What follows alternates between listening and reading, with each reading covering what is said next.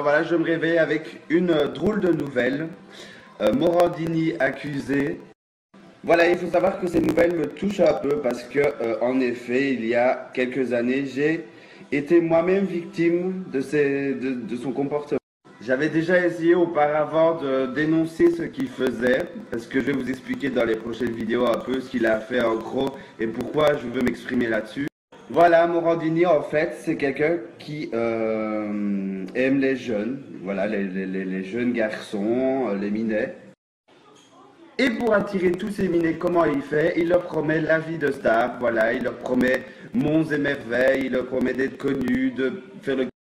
Alors il fait comme moi, il va tout doucement aller les contacter sur Twitter, voilà, il va dire c'est Jean-Marc Morandini, salut, tu es beau gosse, tu voudrais être connu. Et puis petit à petit, il va te demander, ben voilà, moi je peux t'aider, il va te dire, je peux t'aider, je peux te faire passer des castings, Red Story, nanani, nanana, mais en échange, il te demande des photos de toi, sexy, de plus en plus sexy, voire nu, parce que si tu fais pas de photos nues, tu n'as aucun avenir.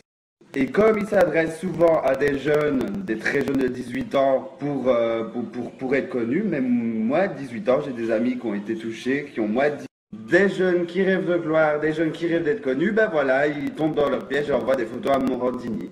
Pour ma part, ce qui s'est passé après, j'ai été invité par Morandini lorsqu'il faisait son émission Morandini sur Énergie 12. J'ai été invité par lui chez lui dans son appartement.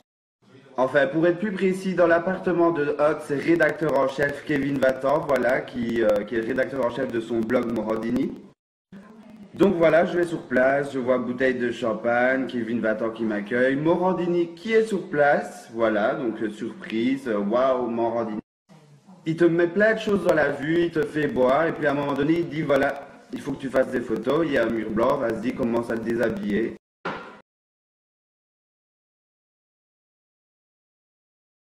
Le truc et tout, donc, mais il te demande justement de te déshabiller de plus en plus. Et comme il est en train de te faire rêver en face de toi, qui te met une pression morale, une mentale en disant voilà, je vais t'aider, je suis en face de toi, voilà, nanani, nanana. Et ben tu tombes dans son piège, tu enlèves ton caleçon et tu commences à poser nu. Voilà, tu te retrouves devant nu sa caméra, tout simplement. Et à ce moment-là, il saute sur toi. Voilà, donc tu sais pas trop quoi faire, tu es un peu coincé dans cet appartement qui est fermé avec son rédacteur en chef, donc ils sont à deux sur. Et il essaye donc de t'attoucher, etc., de t'embrasser, de te griffer, des choses très violentes, très humiliantes.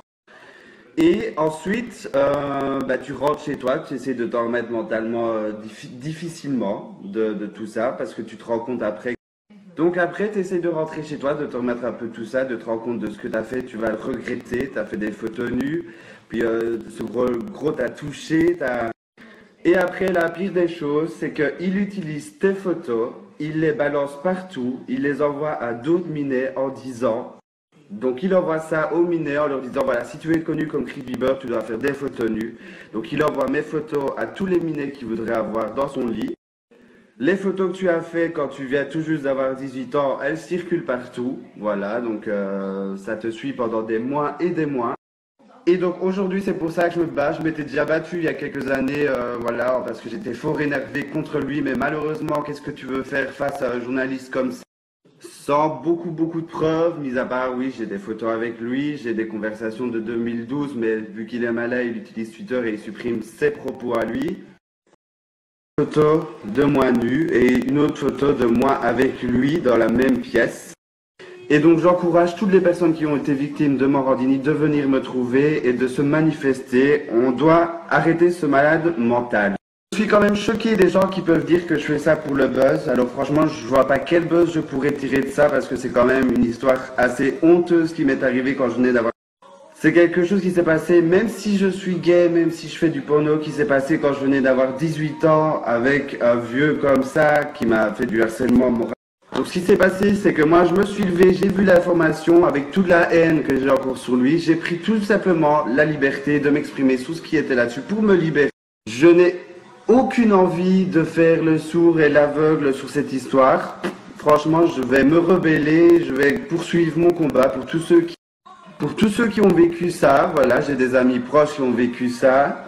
Donc je vais absolument pas me laisser faire et j'en ai rien à foutre des avis qui disent que... Sachez que j'ai déjà essayé d'en parler avec des gens, mais malheureusement, quand tu te retrouves face à un journaliste comme ça, c'est presque impossible de te faire entendre. Les gens... Et quand ça t'arrive, quand tu es aussi jeune, je peux t'assurer que tu n'as pas forcément envie d'en parler tellement c'est honteux ce que tu as vécu. Et que donc tu préfères le garder pour toi. Mais là aujourd'hui je vois les articles, je vais pas laisser faire les choses. Il va continuer sur d'autres jeunes et j'ai pas envie.